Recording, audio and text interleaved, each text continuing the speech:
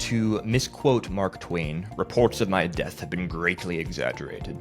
I'm talking about ROAS, or return on ad spend bidding, because there are many agencies and advertisers right now that are saying that ROAS is dead. I don't think it is, and I'm going to tell you why we don't believe it is here at Stub Group, and also what our dedicated team at Google has shared with us about this topic.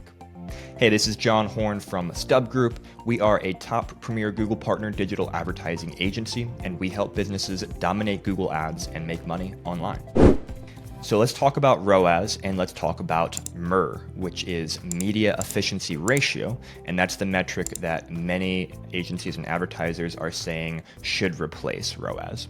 Quickly defining terms, ROAS, which stands for return on ad spend bidding, is a metric of how many dollars of revenue you generate from a dollar of ad spend. If you make $2 of revenue for a dollar of ad spend, that's a ROAS of 2x, or 200%. Then MER, or media efficiency ratio, is a bit of a higher level metric that is used to look at how much total revenue you're generating compared to total ad spend that you're spending across all platforms, and calculating the rate of that. So for example, if you made $100,000 in revenue last month and you spent $25,000 in ad spend last month, you would divide 100,000 by 25,000. So that would be 4. Your media efficiency ratio would be 4 last month. And many businesses go one step further, and if their ad spend is primarily focused towards generating new business as opposed to bringing returning customers back, they will focus on acquisition media efficiency ratio, which is just revenue from new clients in a given time frame divided by ad spend for that time frame. So they sound similar to each other, but I'm going to talk about some of the nuances, and I'm going to talk about why, again, I think ROAS is not dead.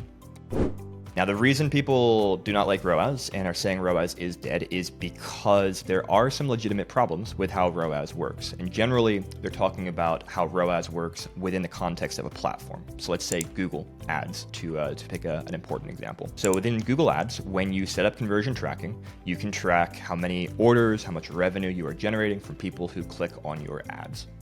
Now, you can get into challenging waters because let's say, for example, you're spending money on higher funnel campaigns. So let's say you spend $1,000 last month on YouTube, and you are using YouTube ads to generate awareness of your business, of your product or service. And then you're spending $100 on a branded search campaign so that when people search for your company by name, they will see your ad and click on it. Well, what can happen is you attract customers through that YouTube campaign.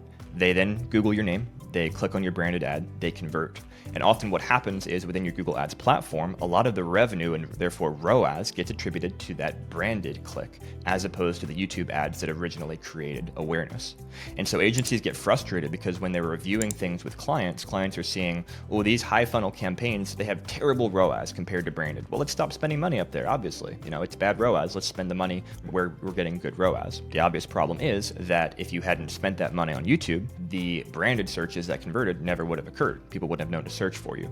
So you can't just look at what's got the highest ROAS, you have to look at the entire funnel and have really different ROAS targets for different stages in that funnel. But to say that because of these types of problems, we should stop using ROAS entirely, kind of discounts the reality of how the platforms have set themselves up for success. So again, let's take Google as an example.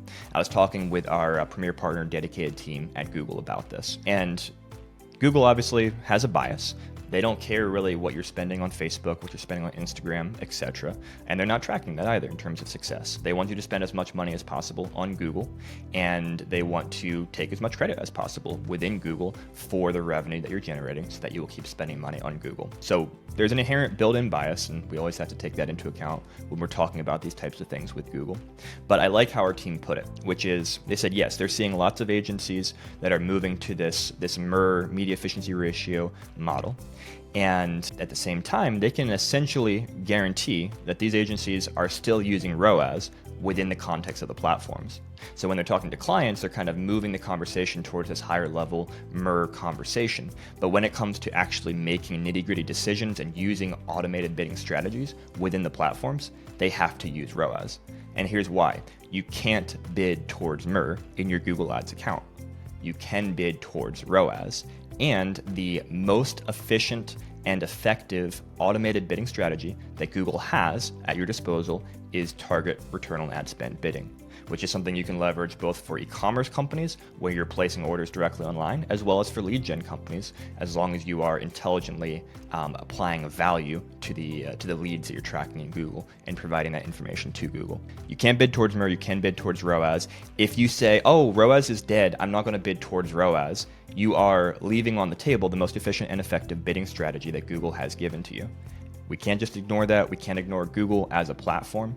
I may not like things that they do, but if we want to see success, we have to work within the parameters they've given us to achieve that success. And so that's one of the primary reasons why I say ROAS is not dead. So what does this mean to you as a business owner? My recommendation is you should use both MER and ROAS.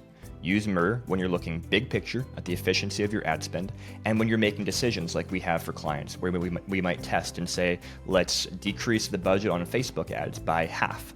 Let's move that money over to Google, and let's see, when we look at your total efficiency, does that improve or decrease your total efficiency from your ad spend compared to your revenue, and does your revenue go up or down? That's a fantastic application of MER. At the same time, when we are making decisions and optimizing within an account itself and informing Google what to bid, when to bid, why to bid for traffic, we have to use ROAS as well.